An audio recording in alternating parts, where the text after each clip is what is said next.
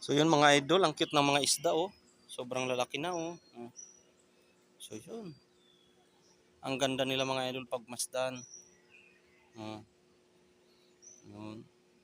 Kaganda ng ano dito, ng vlog spot dito sa mga idol sa ano, Kalerwega. Ayan mga idol, oo, ang laki. Siguro mga 1 kilo't kalahati na yan. Ito yung mga nakakaawa Brad na katayin. Kasi pag inangat mo to sa tubig, makikita mo yung mata niya parang umiiyak. Oo. Ayun oh.